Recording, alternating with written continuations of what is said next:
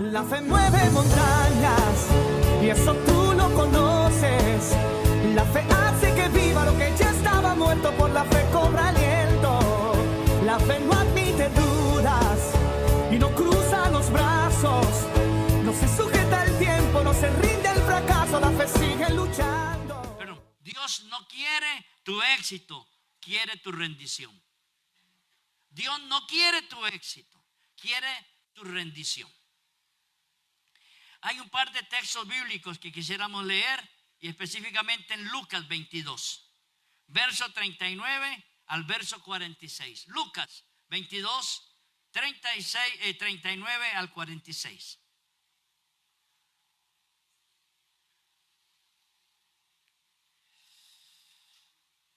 Permítame orar. Señor, esta mañana, al venir delante de ti, queremos, Señor, poner nuestros pensamientos en orden. Todo lo que nos distraiga sea retenido y quitado, apartado, deshecho. Y nos permite, Señor, concentrarnos en esa palabra que tú quieres para nosotros, y que esta palabra sea vida para nuestras vidas. Gracias, mi Dios, te damos en este día. En el nombre de Jesús, Señor. Amén. Amén. Entonces, Lucas 22, verso 39 dice: y saliendo se fue como solía al monte de los olivos, y sus discípulos también le siguieron. Cuando llegó a aquel lugar les dijo: orad que no entréis en tentación. Y él, Jesús, se apartó de ellos a distancia como de unos 50 metros, y puesto de rodillas, oró. Y decía: Padre, si quieres, pasa de mí esta copa, pero no se haga mi voluntad sino la tuya. Y se le apareció un ángel del cielo para fortalecerle, y estando en agonía oraba más intensamente, y era su sudor como grandes gotas de sangre, y caían sobre la tierra. Cuando se levantó de la oración, vino a sus discípulos y los halló durmiendo a causa de la tristeza. Y les dijo: ¿por qué duermen? Levántense y oren para que no entren en tentación. Hasta allí, ustedes conocen la historia, que Jesús se volvió a ir a orar y regresó, y seguían dormidos, hasta que llegó la turba para prender a Jesús. Pedro sacó su espada, le cortó la oreja a Malco. Jesús hizo un milagro, le pegó la oreja, y la historia dice que Jesús fue detenido y los discípulos salieron huyendo. Ok, ese es el preámbulo de la historia o del texto bíblico que hemos leído. Y quiero decirles que, a manera de introducción, vivimos en una época donde se premian los éxitos, se reconocen los éxitos, se exaltan los éxitos. Una niña de tan solamente 17 años esta semana ganaba el 6º mejor examen de la Universidad Nacional. Se le exalta por ese examen ganado. Y yo soy feliz cuando los hijos traen notas que les demuestran éxito. Pero a veces el éxito nos nubla el ver que hay algo más que un simple éxito. Porque hay éxitos ministeriales. Hay pastores, como decía Spurgeon, son picos de oro. Cuando hablan, llena la congregación de algo especial. Hay éxitos ministeriales. Hay éxitos familiares, cuando uno logra comprar la casa, pagar la hipoteca, comprar un carro, lo que sea. Esos éxitos familiares son buenos. Hay otros emocionales. Hay éxitos emocionales cuando uno, caramba, dice: lo logré, salir adelante. No se podía, nadie lo había logrado, yo lo logré. Hay una emoción en su corazón. Está bien. Hay éxitos financieros. Hay gente que comienzan de la nada y terminan en el todo. Tienen su dinero, tienen sus finanzas, tienen sus empresas, tienen. Eso es un éxito y es importante. También existen los éxitos espirituales. Cuando usted ora por una persona, esa persona se sana. Usted ora por aquella persona y los demonios salen. Usted hace algo especial por aquella persona, esa persona es bendecida. Esos son éxitos espirituales. Pero la gente mide a otros por lo que logran. Es decir, si tiene plata es exitoso, si anda en bus no lo es tanto. En México hay una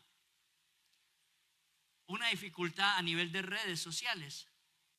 Un joven sacaba videos de cómo vestirse como un caballero. ¿Cuál pantalón? ¿Qué tipo de corte? ¿A qué altura? Los ruedos. ¿Qué tipo de camisa? ¿Qué tipo de color de camisa y pantalón y medias y zapatos con la faja? Daba él ese tipo de información y tenía muchas visitas de gente que les gusta aprender cómo vestirse y vestirse como un caballero. Pero a alguien se le ocurrió y lo vio que andaba en bus en México. Y al verlo en bus le sacó una foto. Y a partir de allí lo sacó para humillarlo. ¿Cómo este que dice cómo vestir con elegancia anda en una buseta? Porque la gente piensa que solo puede vestir como caballero los que tienen plata. Cuando pueden vestir como un príncipe o como un muñeco que como este servidor hoy. ¿Ah? Entonces, no es el éxito lo que mide realmente a una persona. Si tiene éxito, gloria a Dios, pero si no lo tiene, hay que ver que también ha logrado sus alcances y sus metas y las ha logrado a otro nivel. ¿Me doy a entender hasta este momento? Ok, entonces, a veces medimos al cristiano, al de la iglesia, por los frutos. Y decimos, sí, ese viene a todos los cultos, viene el lunes, viene el jueves, viene el domingo. Si decimos que vamos a hacer cena, viene a la cena. Si decimos que vamos a pintar, viene a pintar. Ese es un 10, ese es un... Y uno lo considera por ese trabajo ministerial en la iglesia. Creemos que es el hombre más santo, pero no sabemos cómo está su corazón. Entonces valoramos a alguien porque viene siempre a la iglesia, me saluda con un beso y me dice, Dios le bendiga. Siervito, Dios le bendiga. Yo les he contado una historia que yo viví en Ciudad Quesada. Yo pastoreaba en La Fortuna y venía a Ciudad Quesada muy a menudo, porque es un pueblo de aquí para allá después de Ciudad Quesada. Y había un muchacho que se llamaba, o se llama, no sé, Juan Rafael Solís. Pero era de esos panderetas de aquella época de los 60s, 70s, 80s. Entonces, él lo veía, usted era amigo de él, usted venía por la acera y de a cierta distancia él lo veía. Y él cruzaba la acera, cruzaba la calle a la otra acera. Y caminaba de forma paralela. Y cuando estaba así de frente, de calle a calle, de acera a acera, él gritaba, siervo, ¿quién vive? Y yo tenía que contestarle, Cristo, y a su nombre, gloria. Y un día se me ocurrió hacer algo diferente, porque era matemático que él hiciera eso. Y me grita, siervo, ¿quién vive? Y le dije, Juan Rafael Solís, el nombre de él. Me dice, no, así no es, hermano, así no es, porque así se medía lo espiritual. Cuan más grande, más duro y más fuerte gritáramos, éramos más santos. Y entonces, si vestíamos de corbata y pantalón, éramos casi como el ayudante del Espíritu Santo. Pero, amados, el éxito, la vida espiritual de una persona no se puede medir por lo que produce, por lo que hace, por cómo se viste. Porque a lo mejor el más humilde, el más sencillo, el más calladito es el que más presencia de Dios tiene en su corazón. Porque hay uno, ¿se acuerdan ustedes que habían dos hombres que subieron al templo a orar? Y estando orando uno decía, Señor, aquí estoy. Yo me llamo Randall González. Soy casi como el asistente del Espíritu Santo. No soy como este pecador que está aquí llamado Giovanni. Señor, no merece que tú lo bendigas. No, a mí sí, Señor. Y dice la Biblia que Giovanni estaba por allá y decía, Señor, perdóname. Tú sabes que no merezco tu presencia ni tu misericordia, pero ayúdame. Entonces dice el maestro, ¿cuál de los dos bajó primero perdonado? Dice aquel. Mientras que el arrogante llamado Randall, eso no recibe la bendición, porque no es por la pantomima, no es por la forma como uno habla y grita, sino como uno realmente sabe conquistar la presencia de Dios. Por eso no es el éxito Por eso no es esa actitud, sino cómo uno renuncia a lo de uno. Cómo uno renuncia, muere a sí mismo. Otros lugares, si el templo es grande, hay una unción impresionante. Entonces no quieren ir a iglesias pequeñas porque iglesias pequeñas son pobres, no saben gran cosa. En cambio ya tener a Marcos Witt en un domingo es como tener nosotros a este servidor predicando en iglesia. Entonces hoy tienen a Pimpinela, ¿oí? Peregrinos y extranjeros. Es que ese era otro culto. Tienen a peregrinos extranjeros. La siguiente semana tienen a Jesús Adrián Romero. La siguiente semana tienen a, qué sé yo, alguna de ellas, de esas que cantan preciosas. Pueden darse ese lujo de tener a esas personas y no saben si su corazón anda o no anda. Es multitud. Alguna gente valora o evalúa a la gente y la cataloga dependiendo del bulto, de la cantidad.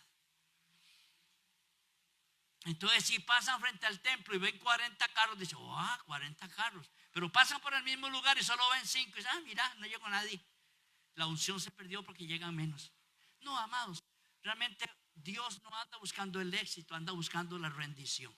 Y esa es la idea que tengo esta mañana para compartir y lograr. No son los edificios, no son los megapastores, no son las megas actividades lo que denotarán un éxito en el ministerio. Mire, una iglesia que tiene 20, 30 miembros, pero tiene 15 años, y ahí está pulseando el pastorcito, la pastorcita, y digo, wow, gloria a Dios, que a pesar de que tienen tan poca gente, salen adelante. Y esos 15 personas están siendo edificadas de una manera más personalizada, porque se sabe cómo se llama, dónde vive, quiénes son sus papás, quiénes son sus hijos, dónde estudian, todo se conoce. En las iglesias demasiado grandes no nos conocemos. Yo pastoreé muchos años una congregación muy grande como parte del equipo pastoral. Llegamos a tener 1,500 jóvenes y 500 adolescentes en otra etapa que se llamaban los juniors. Pero uno sabe que la cantidad de personas hace que los demás no nos conozcamos. Entonces un día el pastor general, Alex, baja de su oficina para ir a uno de los cultos, porque hacíamos 7 cultos el domingo para poder caber, porque la propiedad, la localización, el templo solo cabían 350 personas. Entonces hacían 12 cultos en la semana. Pero él viene bajando de su oficina para ponerse en el siguiente culto, y hay un hermano que está haciendo fila. Aquí está Francisco, sí es cierto, Francisco es de mi época allí. Él va a decir que no estoy mintiendo. Y Francisco, este amado salió, se hace en una fila para poder ingresar, como de bancos, así, para entrar, no es broma. Entonces, estando de ahí, la persona viene a saludar, porque Alex viene bajando las gradas de su oficina, y cuando él baja a la oficina, que queda la puerta del templo, pero ahí es la fila. Entonces uno de esos viene a saludarlo. Pastor, ¿cómo está? Bien, siervito, Dios lo bendiga. Y le dice a Alex, siervito, ¿cómo ha estado? Bien, bien, bien. Y Alex no sabía cómo preguntarle, pero no sabe el nombre. No sabe hace cuánto está en la iglesia. Y le dice, hermanito, qué bueno verlo, qué dicha que está con nosotros ahora. Sí, pastor, tengo 2 años de estar aquí. 2 años. Y no conocía al pastor. Y por lo consiguiente el pastor tampoco lo conocía. Entonces no siempre la iglesia grande es la iglesia que uno puede marcar como éxito, porque no siempre son personas que uno pudiese conocer de cerca. Yo le digo, cuando tenemos 1,500 jóvenes no podíamos conocerlos a todos. Entonces hacer tantos cultos era una carga, era música, era directores, era de todo. Pero lo que quiero decirte es que no, porque ser una iglesia, mega iglesia, es mejor que una iglesia pequeña. No lo es. Okay. Hasta ahí estamos. ¿Cómo estamos? ¿Estamos bien? Sigo un poquito más. Claro que Dios quiere que tengas éxito, pero Él no busca tu éxito. Él busca un corazón arrepentido y buscador de la presencia de Dios. Hoy el Espíritu Santo quiere confrontarte y quiere confrontarme a mí con esa verdad. Un éxito implica avance, pero no implica rendición. Significa alcanzar metas, pero no significa que haya más santidad en mí. El éxito no es sinónimo de mi espiritualidad. Simplemente marca mi inteligencia, mi capacidad. Hay gente que gana un título porque lo compra en una universidad. Colombia tenía ese problema con una universidad, la Universidad de San José, que vendía títulos. Con 3 meses, 4 meses era abogada la persona. Es más, su ministra de la juventud fue la que destapó eso en Colombia, porque ella pasó de un día para otro a casi una maestría, porque el presidente Petro quería que ella fuera su ministra de juventud. Mira qué guapa que era, y era muy inteligente, pero era más guapa que inteligente. Entonces Petro quería que ella fuera la ministra, pero no tenía títulos universitarios. Hay universidades que lo venden. Aquí en Costa Rica hubo una universidad que don Juan Diego Castro se encargó de desenmascarar, que le llamaban universidades de garaje, que vendían los títulos. Yo ahorita no me acuerdo el nombre, pero no lo voy a decir aunque me acordara. Pero los que saben, saben. Entonces, ¿qué es lo que pasó? No siempre un título es señal de una gran capacidad, simplemente un buen contacto. Un buen contacto. Ok. ¿Por qué le digo esto? Porque Dios quiere que tu voluntad y mi voluntad sean puestas esta mañana en el piso. Y no digas, es que yo soy fulano de tal. No. Hoy no queremos ser fulano ni sutano, ni perendeja, ni yo la otra. Queremos ser los que podamos decir, Señor, yo realmente te necesito. Aunque haya logrado otra cosa, eso es pasajero, necesario, importante, pero yo te necesito a ti. Eso es lo que yo quiero esta mañana. Venir juntamente con usted porque ya yo estoy aquí. El hacer mi voluntad no es lo que Dios quiere. Él quiere que yo haga la voluntad de Él. Y por eso, déjeme decirte, hay muchos que quieren llegar al Gólgota, pero primero tienen que rendirse en el huerto de Getsemaní. Muchos quieren llegar a ser conocidos, pero antes no han sido encontrados por ese Dios que quiere bendecirle y quiere alcanzarle. Por eso, esta mañana yo quiero decirles como primer punto, el éxito es atractivo, pero la rendición es la que va a transformar nuestra vida. El éxito es bueno, es bonito, es seductor, pero Dios no anda buscando exitosos, anda buscando corazones humildes que quieran arrepentirse de su camino mal andado. Amén. Entonces, ¿quiere acompañarme a Filipenses capítulo 3, verso 4 al 10? ¿Sabe una cosa? Cristo no cambió el mundo desde un trono, lo cambió desde un Gólgota o de un huerto de Getsemaní, desde una cruz. Ahí es donde Él cambia realmente las cosas. Filipenses 3 dice, verso 4, aunque yo tengo también de qué confiar en la carne. Eso está hablando Pablo a la iglesia de Filipo. Si alguno piensa que tiene de qué confiar en la carne, Pablo dice, yo más. Fui circuncidado al 8º día. Soy del linaje de Israel. Pertenezco a la tribu de Benjamín. Soy hebreo de hebreos. Y en cuanto a la ley, fariseo. Y en cuanto al celo, perseguidor de la iglesia. Y en cuanto a la justicia que me es en la ley, irreprensible. Vean los éxitos de Pablo. Pero andaba más perdido que un piojo en una peluca, dijo alguien por ahí. Verso 7. Pero cuántas cosas eran para mí ganancia, las he estimado como pérdidas por amor de Cristo. Y ciertamente aún estimo todas las cosas como pérdidas por la excelencia del conocimiento de Cristo Jesús, mi Señor, por amor del cual he perdido todo y lo tengo por basura para ganar a Cristo y ser hallado en Él, no teniendo mi propia justicia que es por la ley, sino la que es por la fe de Cristo, la justicia que es de Dios por la fe. a fin de, dice Pablo, conocerle y el poder de su resurrección y la participación de sus padecimientos, llegando a ser semejante a él en su muerte. ¿Cuál de aquí pudiese tener los títulos que Pablo tenía? Creo que ninguno. Un verdadero judío, un verdadero fariseo, un verdadero perseguidor, un verdadero cumplidor de la ley, un verdadero.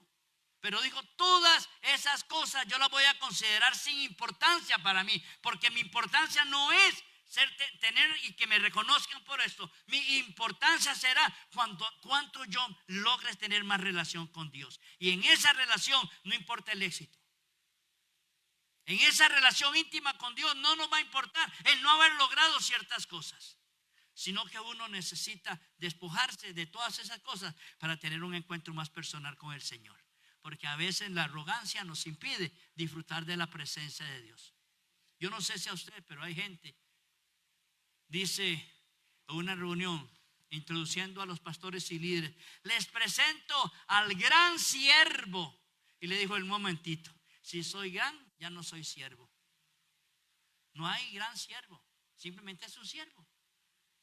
Y el siervo dice, llega de trabajar en el campo, se amarra un delantal, se lava bien las manos, le elabora, le prepara la comida al amo, espera que el amo termine de comer, recoge los trastos, los lava, se quita el delantal y hasta ese momento va a comer.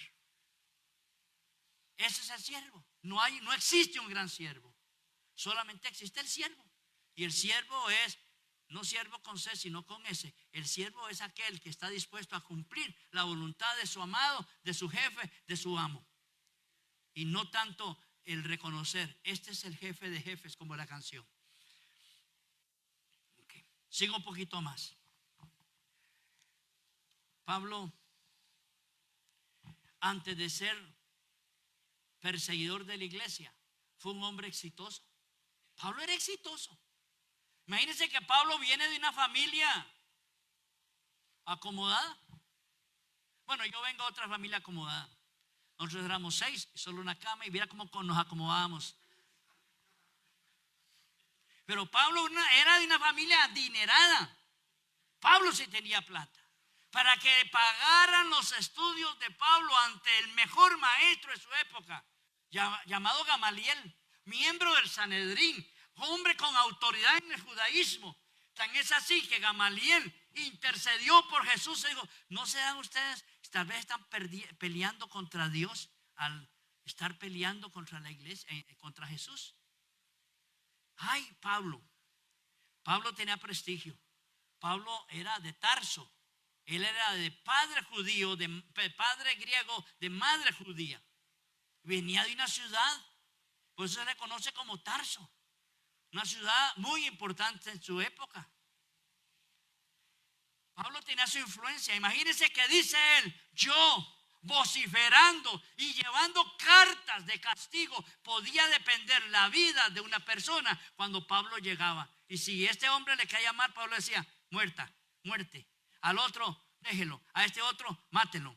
Tenía esa autoridad y nadie le podía decir a él que por qué castigaba muerte si la muerte solamente podía hacerlo el rey. A él tenía la autoridad y él podía hacerlo. Ante todos, Pablo era un hombre exitoso. Tenía su reputación, tenía su influencia. Pero qué interesante, dice Pablo, todo eso lo considero por basura, con tal de lograr agarrar a aquel que me salvó. Qué interesante. Cuando uno aprenda a dejar esas cosas que para uno es importante, se da uno cuenta que para Dios no lo es. Amén. ¿Amén o no amén? ¿Cuántas cosas tiene usted que usted dice, es que yo soy apellido, ¿cuál no existe aquí? Yo soy apellido de Abolengo, es decir, yo soy Trejos Montealegre. Wow. No, es que yo soy Marroquí. Es que yo soy.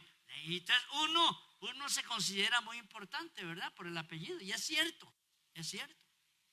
Hay apellidos que suenan tan bonito. Pero ¿sabe una cosa? Pablo dejó de ser tan importante el día que el Señor lo tira al suelo camino a Damasco.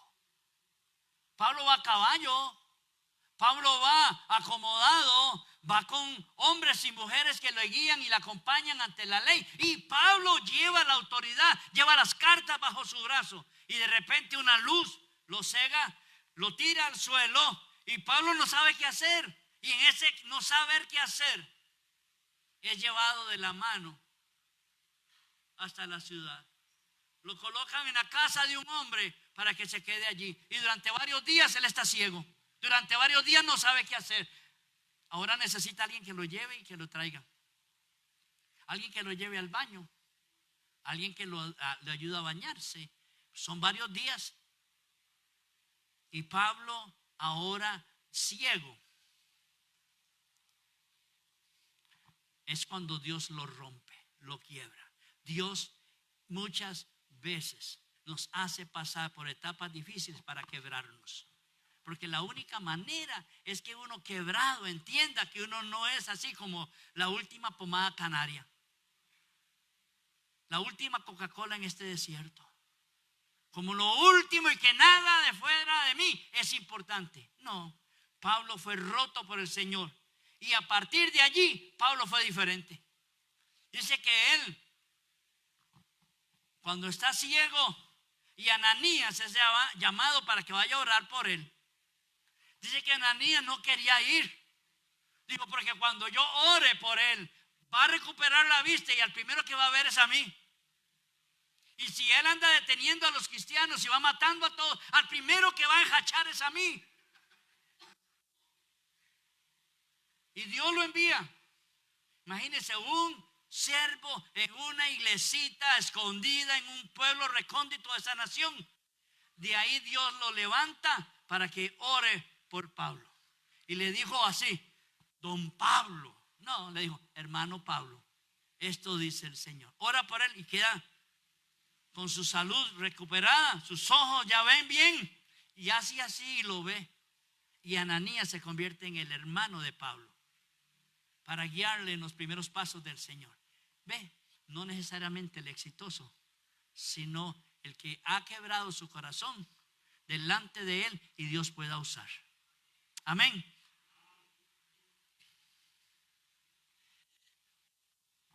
Dos, Dios no puede elevar lo que él no ha quebrado. Si Dios no lo va a colocar en un pedestal a alguien sin antes haberle deshecho su orgullo, su prepotencia, sus necedades. Por eso la Biblia es clara con eso. Para usar a Moisés lo llevó 40 años al desierto. Si no lo quiebra en el desierto, Moisés nunca es lo que él era. Él era el hijo del faraón. Él conocía de leyes, conocía de idiomas, conocía de cultura, conocía porque él era el nieto del faraón muy cercano. Pero era necesario quebrarle esa cultura egipcia en el desierto para que entonces él dijera ante aquella zarza, y cuando escucha las palabras que le dice: quítate esas chancletas, porque el lugar donde estás parado es un lugar santo. Y él hace para atrás, se quita las chancletas y veía una zarza. Dios tiene que hablarle desde una mata para que él entienda. Y desde esa planta donde él le habla, él entiende. Y Moisés es diferente. Primero hay que quebrarse para luego ser usado por Dios. Elías, él se consideraba el último profeta. El último que había logrado mantenerse en resistencia contra el pagano de su propio rey en Israel. El hombre se sentía, que era lo último. Y Dios le dijo: vea, Elías, tranquilo, suave, llévala del cuello. Le dijo así, vea. Le dijo esto: vea, tranquilo. Yo tengo un montón que no han doblado sus rodillas igual que vos. Pero duerme y come, porque el gran trabajo te aguarda. Es decir, tuvo que llevarlo a una cueva, quebrarle su arrogancia para que se diera cuenta que Dios quería usarlo, pero fue perseguido para ser quebrado. ¿Se acuerdan a David? Un chiquillo de 12, 13, 14 años que le dicen que va a ser el rey de Israel. Y no solamente el rey, era el segundo rey. Saúl era el primero, ahora viene David. Un huila, mire, un huila, ustedes saben cómo cambian o cómo cambiamos a ciertas edades. de la formalidad y de la repugnancia. Pero él le dijeron que iba a ser el rey. Es más, él llega a la cena donde está el profeta Samuel. Y Samuel está escogiendo al que va a ser rey. Y le han pasado los otros hermanos, robustos, guapos, fuertes, bien entrenados en la guerra y todo. Y Samuel dice, no es ninguno. No te falta uno por casualidad. No te falta alguien que se te ha olvidado. Uy, dijo el cumiche, se me ha olvidado. Se me había olvidado el chiquillo. El que está allá, anda llamando. Y van a llamarlo. Y cuando él llega, todavía hediondo a boñiga y a oveja y a lana. Y llega, dice que hay lugar. Y dice, Samuel, este es. Y él dice, ¿este qué? Si no sabe qué está pasando. ¿Y quién es él? Él es el profeta Samuel. Y te anda buscando. Yo no fui. Te van a por seguro que yo no fui. Yo no. Es que Dios te ha escogido. Traigan el cuerno. Pónganlo de rodillas. Y vacíen en todo el cuerno. ¿Usted cree que ese chiquillo David era lo maduro para entender? Después no andaba peleando con los hermanos de acusetas. Y los hermanos le dijeron, cuando peleó contra el gigante, le dijo en esa pelea que él dijo, es que ya están peleando, ninguno tiene. Y el hermano le dice, vea, usted siempre es un acuseta, va jalando de aquí, y váyase de aquí y váyase. Y él dijo, ¿pero por qué? Sí, escuché que hay un premio, que hay una esposa, unos collares y unos impuestos que se van a perdonar. Ustedes conocen la historia. Pero antes que David fuera rey, no el ungimiento, no la batalla con el gigante, fue la cueva de Adulán. Fue la cueva de Adulán donde él realmente entendió, porque Dios lo había llamado para ser el líder, el ser el rey. Y ahí tuvo que presentarse delante del rey en una cueva, cortarle un pedazo del vestido al rey y decirle, rey, aquí está un pedazo de tu vestido. Y dice el rey, ¿cuál? Ay, santo Dios, dice, falta un pedazo. Yo te lo corté ahí, donde entraste a orinar, ahí te lo corté, ni cuenta te diste en esa cueva. Pero quiero decirte que yo no soy tu enemigo. Esa es la historia. Pero antes tuvo que estar en la cueva de Adulán, quebrarse entre los pobres, los despatriados, los endeudados, los que andaban huyendo por alguna cosa. Ahí Dios lo forma. José, para ser el grande José del imperio romano, primero tuvo que ser puesto en la cárcel, aunque fuera por algo injusto. Dios quiebra al ser humano. A Pablo también tuvo que quebrar. Lo puso con ceguera, lo puso en las manos de Ananías y tuvo que obedecer y llevar y venir. Amados, la gente quiere unción, tiene poder para hacer milagros, pero sin Getsemaní no puede hacerlo. Cuando hablo de Getsemaní, es ese momento donde Jesús, postrado, orando, los otros discípulos están allá, dormidos, y él está debatiéndose porque en pocas horas va a ser detenido, va a ser llevado, va a ser expuesto a la muerte. Y él dice, Señor, no habrá otra forma, no habrá un chancecito que sea de otra forma. El cielo no habla nada, queda en silencio y no le contesta. Y él mismo se dice a sí mismo, pero Señor, no se haga mi voluntad, que se haga la tuya. Eso es Getsemaní. Cuando uno realmente necesita reconocer que sin arrepentimiento uno no logra lo que necesita alcanzar. Amén. Hay otros que quieren autoridad sin pasar por la cruz. Yo quiero ser de los que mande, pero no he aprendido a ser siervo. Hay otros que quieren ser impactantes en lo que dicen, pero nunca han buscado la misericordia de Dios. Yo les conté a ustedes hace unos días lo que me pasó con un niño hace muchos años. Tenía un invitado en la iglesia, don Carlos se llamó. Él fue fundador aquí de un ministerio el aposento alto se llamaba. Él ahí en el mercado tenía un localito en la parte alta, pues se llama aposento alto, donde todos los días sacaban las películas de el infierno y todo el mundo. Entonces él tenía ese ministerio, era de oración. Él se fue para Estados Unidos muchos años, luego regresó aquí. Ahí en esa etapa yo lo conocí. Lo invitamos a la iglesia allá en la Casa Grande, y estando allí una hermana vino con su chiquito como de 4 años y dijo: pastor, le dijo a Carlos, a don Carlos, no, le dijo: pastor, este hijo mío, él dice que va a ser pastor. Se queda viéndolo, le dijo: chiquito, así, hasta medio grosero se vio ese momento, de chiquito, hasta que usted aprenda a ser oveja, podrá ser pastor. Nunca fue pastor porque nunca aprendió a ser oveja. Entonces, no quieren el sacrificio, pero sí las bendiciones de parte de Dios. Entonces, por eso el punto 2 que le dije se llama: Dios no puede elevar a lo que antes no ha quebrado.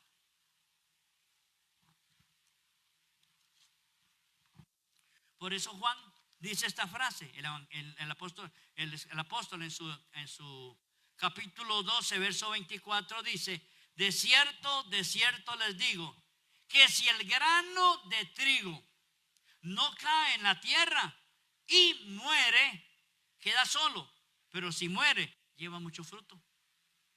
Es decir, usted y yo, si no pasamos por la trituradora y morimos, no va a haber resurrección. No va a haber resurrección. Necesitamos pasar por eso. Hace unos años en Discovery Channel veía una historia sobre algunos granos de maíz que encontraron dentro de una de las tumbas de uno de estos reyes egipcios.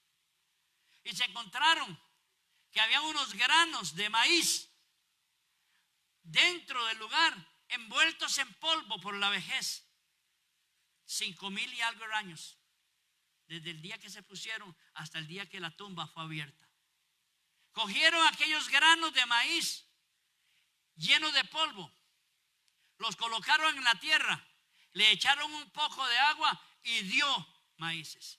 Ese tuvo 5,000 años, estaba en un lugar ahí colocado en un rincón y nunca dio fruto, hasta que fue sembrado en la tierra, donde él tiene que morir. Y cuando muere, ahora sí, da fruto. Tenemos que aprender a morir si queremos dar fruto. Así como estamos tan carnales y tan vivitos, nada que ver. Hay que morir, hay que aprender a morir. 3, 15 minutos y termino. Dios puede permitirte tener éxito sin estar satisfecho contigo mismo. Si Dios dice: te voy a permitir. Hay gente, un día estos he escuchado y una mamá toda contenta porque su hijo sacó un 80. Digo, sacó un 80, gloria a Dios, pero se quedó. Las demás materias iba como un quebrado.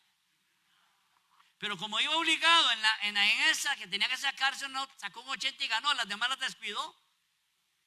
Entonces, uno se da cuenta que no es un 80 en una, aunque sea un 70 en todas. Para salir adelante, ¿o no? Sí, hay que salir adelante. Ok. Entonces, pero a veces Dios nos permite tener éxitos y aún así Dios no está conforme con nosotros. Porque hay gente que prospera, pero son grandes mundanos. Gente que prospera y son codos con la obra del ministerio. Alguien me decía un día: amado, es que en la iglesia usted debe tener mucha gente millonaria. Y verás que no. Nosotros somos todos de Pavas. Bueno, la gran mayoría somos de Pavas y son los mismos colones de un asalariado de construcción, de un maestro de escuela, de una persona que trabaja en un taxi, otra persona que trabaja en el Uber. Somos gente que la pellejeamos todos los días. Lo que pasa es que Dios los ha bendecido porque han aprendido a dar. Dios quebró nuestro modelo de todo para adentro, no es todo para adentro. Es Dios me da, yo bendigo. Dios me prospera, yo voy a prosperar a otro. Dios me bendice, yo voy a bendecir. Ese es el principio. Si uno aprende ese principio, se da uno cuenta que es lo que Dios anda buscando. Pero ¿qué es lo que pasa? Alguna gente llega a acumular tanto que es una prosperidad temporal. Alguien me decía en un momento, mira, usted conoció, mira que es que es de la zona sur, el amado, y me dijo, vea, pastor, cuando hay noticias de cierto pueblo, yo veo la noticia porque me interesa, y más cuando es de policías, dice, y había un policía ahí, que desde chiquitillo el hombre se le veía medio raro, pispiretas con las cosas, dice, hasta que cayó en la justicia y se iba a ser deportado a Estados Unidos. ¿Por qué? Porque hay gente que lo único es, aunque yo me vaya a la cárcel, tengo que ganarme lo más que pueda. Decían de un vendedor de drogas. No les importa solamente tener 3 años de éxito con plata, con carro, con casa, si los siguientes 50 van para la cárcel, pero tuvo 3 de bendición, dicen ellos, 3 de abundancia. No, mi amado, Dios quiere prosperar, pero no la prosperidad temporal, sino una prosperidad que valga la pena, ayudando, sosteniendo, colaborando con otros. Ay. Hay ejemplos en la Biblia de personajes que Dios utilizó y que Dios les dio. Saúl es uno de esos. Saúl era el primer rey, era el más alto. Dice que él sobrepasaba de los hombros a la cabeza a todos. Era guapísimo, pero era un caballo. Fue un caballo como trató las cosas de Dios y Dios lo desechó, pero no lo quitó hasta que tenía el sustituto, y en ese caso David. Sansón, predicaba a la pastora en días anteriores, un hombre exitosísimo, con mucha fuerza, con mucha autoridad, ciego, y murió simplemente como un derrotado. Éxito temporal. 4, el tema 4. Dios no quiere que hagas más, Él quiere que resistas menos. Él no anda buscando gente que contienda, sino gente que lo apoye. El Señor anda buscando gente que caminemos juntos para ir adelante. Dios no anda buscando talentos. Dios no anda buscando que usted sea un exitoso. Él lo que está pidiendo es que tú tengas disciplina en las cosas que haces. La disciplina tiene que ver con procesos terminados y concluidos. Es decir, yo aprendí desde niño, y aquí está Miriam, mi hermana, que puede decir sí, sí o no, pero mami era así. Un pantalón no inicia en la cama. Un pantalón inicia en el closet, se usa, termina en la lavadora, se plancha y vuelve otra vez al closet. Ese es el ciclo de las cosas. Cuando uno no hace ese ciclo de las cosas, de las medias, de los zapatos, de los platos de la cocina, etcétera, platos de la casa que se quedan en la mesa, todo ese ciclo no se cumple, uno es un indisciplinado. Dios anda buscando que logres más tus cosas, que tengas mejores resultados, pero no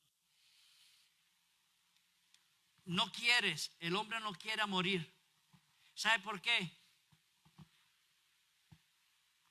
Porque nosotros tenemos mantos de orgullo. ¿Quién me va a mí a decir lo que tengo que hacer si yo tengo una licenciatura en cómo matar pajaritos con una flecha? ¿Quién me va a enseñar a mí cómo hacer las cosas si yo las he hecho 3 años seguidos y no me he equivocado? Hay una gente que está llena su corazón de orgullo. Mire, que es tan orgulloso que hasta el orgullo se va huyendo. Hay gente que le gusta tener el control. Es que si a mí no me avisan 7 días antes, ni se le ocurra ponerme a dirigir. Hay gente que dice, yo ahí no voy ni hago porque ¿qué van a pensar de mí? Yo para eso ahora vivo en Pavas. Pero Pavas vimos todo. No, pero usted es de Lomas, yo soy de Pavas. No, pero no, el otro no, yo no soy de Lomas. Yo soy ahí de exactamente. Eso decía un amigo mío. ¿Dónde vives vos? Dice, ¿usted conoce la casa de Oscar Arias? Sí. 4 kilómetros al sur, a ti yo 8. ¿Así es la gente o no? Entonces, ¿qué es lo que sucede? Hay otra gente que es autosuficiente. No necesitan de Dios. Es más, hay una corriente ahora que no necesitan de iglesia.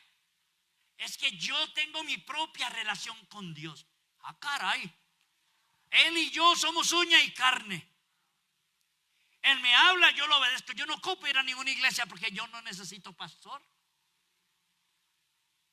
Y hay gente así, hay iglesias que han tenido ese problema porque llegó un líder, iba a poner grupos celulares y de repente se llevó los grupos celulares porque la iglesia es un atraso, ese es del diablo.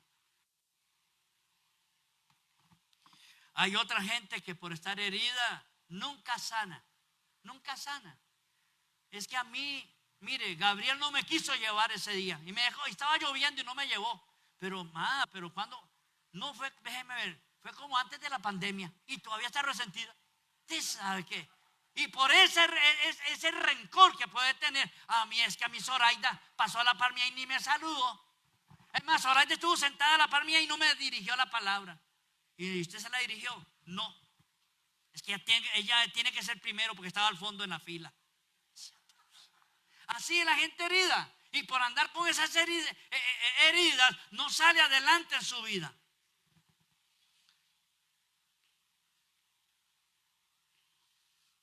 Sin Getsemaní no hay realmente victoria.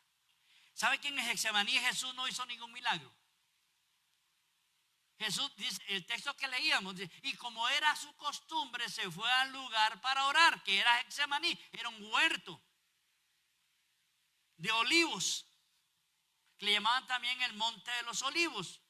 Entonces ahí iba Jesús a orar, ahí se iba él a tener intimidad, pero Jesús nunca hizo un milagro hasta el día en que le sanó la oreja a Malco. Jesús no levantó un muerto, no hizo nada extraordinario. Simplemente el lugar de él era un lugar de oración, porque él no andaba cubierto de arrogancias. Él lo que buscaba era un lugar de donde orar, punto. Y le dijo a sus discípulos, porfa, no sean pelis, ayúdenme a orar. No me ven como estoy angustiado, ayúdenme a orar. Y decía, sí.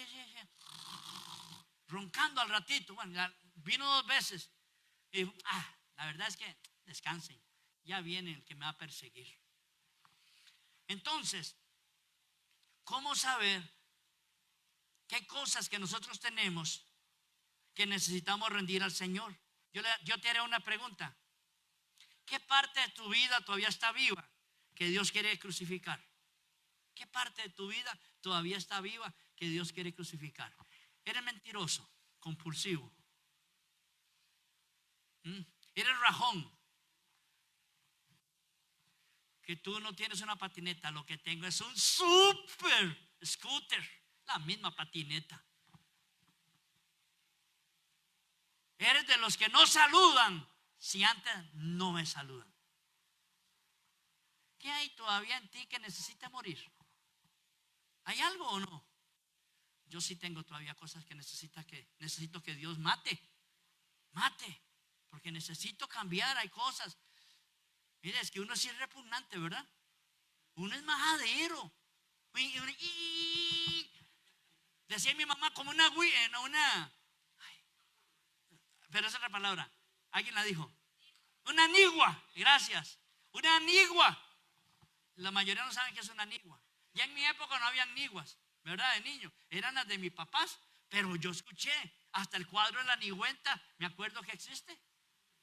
Pero ¿qué quiero decirte con esto? Hay cosas en nosotros que tienen que ser muertas. Le pregunto, ¿hay algo todavía en tu vida que necesita que Dios mate? Porque es la única manera, es decir, ¿qué cosas necesitas que Dios arranque? ¿O queremos seguir cubiertos? Que nadie realmente necesite de Dios, pero todos. Sino que le preguntan a la esposa sobre el esposo. Y no nos dice 1, nos dice 10. Pero pregúntale al esposo. Nos dice 15. Pregunten a los hijos sobre el papá y la mamá.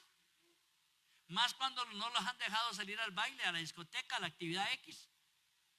Somos atrasados, somos arcaicos, somos dinosaurios, somos amargados. ¿Cómo no me deja ir? Entonces, Todos necesitamos un Getsemaní y entregar nuestra voluntad. ¿Qué parte de tu vida aún está viva? Puede ser un plan personal que está compitiendo con Dios. Puede ser un éxito personal que se te volvió ídolo. Contaba una persona en una oficina que todo iba bien hasta que a la compañera la nombraron jefe. Cuando la nombraron como jefe, comenzó a maltratar a todos los compañeros y 3 de ellos renunciaron en la primera semana de esta jefatura. La empresa entró en crisis y no sabían por qué, hasta que alguien preguntó: ¿por qué razón si veníamos bien? Dijo: es porque pusieron a Julana de tal como jefa. Ella se considera la dueña, y al hacer esto la gente prefiere irse que quedarse bajo ese mando. Así hay unas personas, así hay muchas personas. Muchos buscan éxito sin el Getsemaní. Muchos quieren la victoria sin la crucifixión. Muchos quieren lograr sus grandes batallas vencidas sin haberse rendido. Pero Dios quiere que usted y yo nos rindamos. ¿Qué cosas hay en nosotros? Yo voy a quitarme mi manto porque quiero que mi orgullo se vaya. Quiero quitarme este manto porque quiero que esas mis repugnancias se vayan. Quiero quitarme mi manto porque a veces hay cosas en mí que ofenden y molestan. ¿Habrá algo tuyo allí? Pero yo sí quiero que Dios me bendiga. Yo sí quiero que Dios me ayude a salir adelante. Yo sí quiero levantar vuelo. Yo sí lo quiero. Pero la única manera es que eso quede allí en el altar. ¿Habrá alguien? ¿Habrá algo? ¿Habrá alguno que necesite realmente quebrar y que Dios quiebre eso? Yo no te voy a orar para que tenga más éxito y victoria, que Dios te prospere y que este año, antes de terminar el año, tú vas a ver la gloria de Dios. No, yo lo que quiero decirte que quiero orar por aquellos que necesitan ayuda para que Dios quiebre áreas en nuestras vidas para salir adelante. ¿Y cómo lo voy a hacer? Muy simple. En estos minutos que me quedan, todos estábamos sentados así como estamos ahorita, pero si hay alguien aquí que necesita que Dios quiebre algo en su vida, no me lo diga a mí, dígaselo a él. Nada más nace así y baja su mano. Punto. Ya yo sé que usted está conmigo en este proceso y yo voy a hacer una oración de cierre. ¿Habrá alguien que quiere que Dios quiebre algo en su vida? Amén. Amén. Amén. Gloria a Dios. Amén. Amén. Aleluya. Mejor te pongas de pie. ¿Ya? Es más fácil ponernos de pie. Gracias. Gracias. Dios, ese es lo que anda buscando en este momento, que uno reconozca que la tarea todavía no está terminada, que aún falta, ¿cierto? Y que el Señor haga su propósito en nosotros. Hoy no vamos a pedir, vamos a soltar. Hoy no vamos a recibir, hoy vamos a colocar delante de Dios eso que tenemos. Listo. Yo voy a hacer una oración y voy a dejar un impasse ahí para que tú puedas también con tu propia boca decirle al Señor algo. Dile así conmigo: Señor, esta mañana yo reconozco que muchas veces he buscado el éxito, pero no bajo tu cobertura. He buscado el éxito por mi propia voluntad. Pero esta mañana quiero pedirte perdón, porque necesito que tú sepas de mi propia boca que me quiero rendir y que mi redención será por el sacrificio que tú hiciste en la cruz. Hoy yo te pido que tú derrames sobre mi vida una unción que me haga entender mis propios pensamientos y mis propios planes. Hoy yo te pido que me perdones porque he querido el éxito sin Getsemaní. He querido la victoria sin la cruz. He querido lo mejor, aunque eso mejor no me conviene. Aunque eso mejor no me conviene. Díselo con libertad. Padre, gracias te doy. Ahora, oh Dios, yo te pido, escucha su oración. Señor, ¿qué hay en ellos? ¿Qué hay en usted, amado y amada? Dígale al Señor, ¿qué necesita que Dios le quiebre? ¿Qué necesita? ¿A qué necesita renunciar? Dígaselo, yo voy a hacer mi propia oración.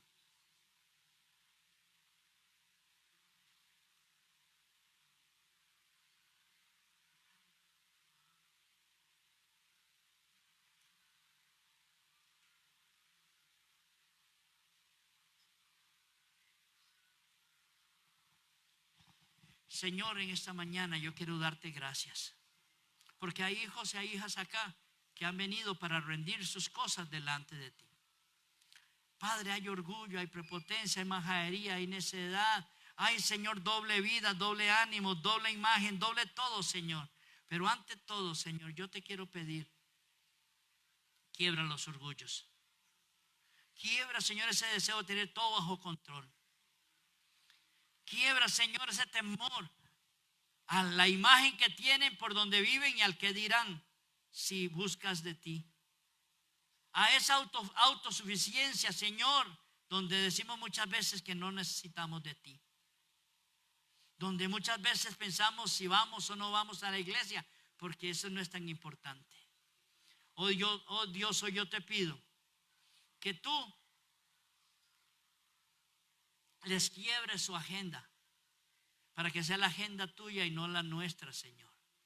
Y hoy yo te pido, Señor, que al cierre de este mes de noviembre nosotros podamos prepararnos para un diciembre de victoria y de bendición. Padre, una cobertura sobre tus hijos te pido. Una presencia tuya, Señor, te pido. Que ahora que salimos de aquí, Señor, tú nos lleves a donde vayamos y nos guardes en nuestras funciones, Padre. Gracias infinitas te damos, Señor. A ti sea la gloria, sea la honra, en el nombre de Jesús. Y el pueblo dice: La fe amén. mueve montañas y eso tú lo conoces. La fe hace que viva lo que ya